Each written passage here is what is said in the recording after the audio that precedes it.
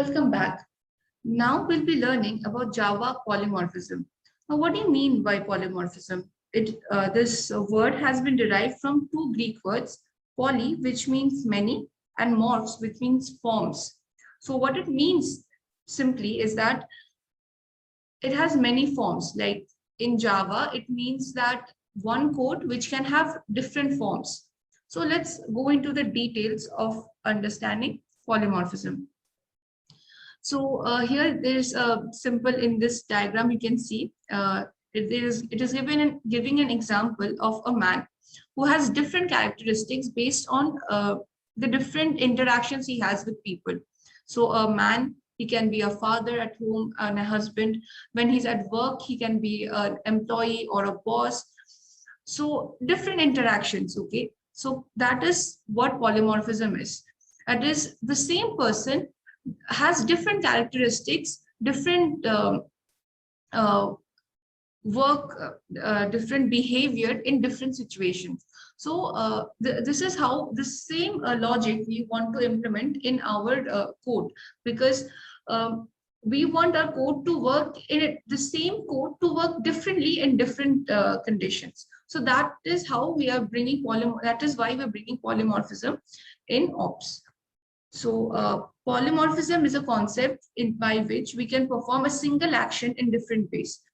So polymorphism is also a type of encapsulation that is aimed at decoupling software systems.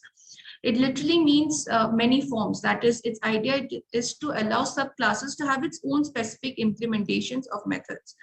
So I will give you an example. So here what they are showing, this particular example is about shapes.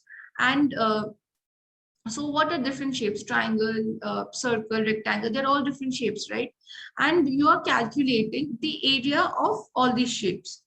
So that is what you call polymorphism. That is the method area is being used for different types of shapes: circle, triangle, rectangle, square, different polygons, whatever you want, right? So that is how you want your program to work. That is the same method, but it is used for a slightly different version for every code. So this is one example. Okay, this is the same example as shown in the diagram, like the circle, triangle, rectangle. Here also we are using shape, then rectangle, which extends the shape. You see, this keyword extends is always used because you are extending the main portion, that is the shape, and your the main code of shape. Along with it, you are changing it a little bit and then extending it. So here it is for rectangle, circle, triangle. So you can try it with you can change your code according to your wish, according to your requirement. So let's do this. We'll try the same program again. Similar program. So first of all, let me open it. Notepad. Okay. You see, I have got a program which is the same program. Here I've just changed the name of the class. I've written it as a polygon. Same thing. So I have used a method called render. Okay, you can use whatever is your requirement. You can use that kind of method. And I'm extending it to square, and I'm finally extending it to polygon. Now, let me show you the test.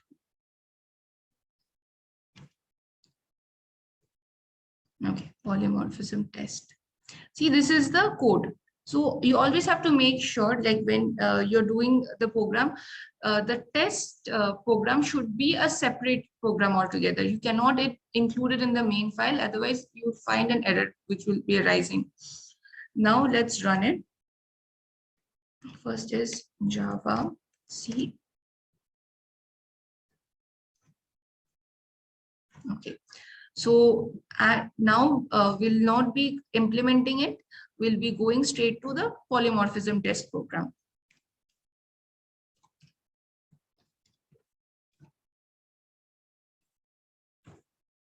Okay, now we implement this particular program.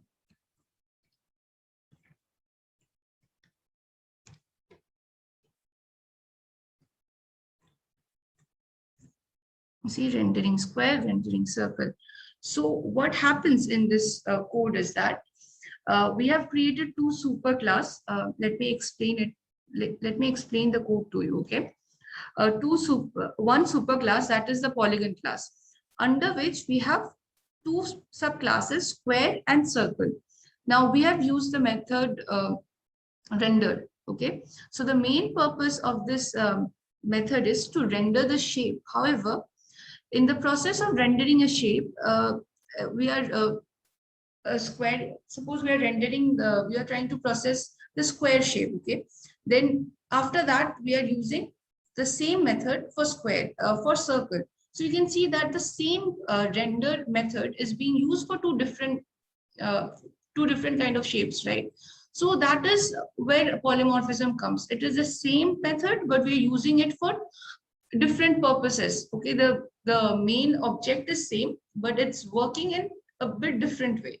So that is in a different behavior. It is behaving differently. So that is polymorphism. So this code is very similar to the one which is shown in our example PPT. So try to work both of them. They are very similar. Here, what you are using, you're using draw. You're using the method draw. So you can use whichever you, based on your requirement, you can use with whatever requirement, whatever methods, and what kind of objects you want to include. Everything is based on your requirements. So this, you can see, it makes the whole process quite simple, right?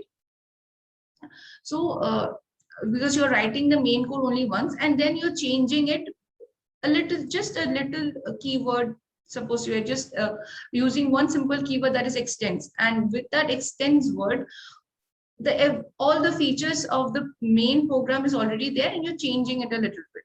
So it makes your code, makes coding simple for you, right? So that's the main objective of polymorphism, and that's how we are using it.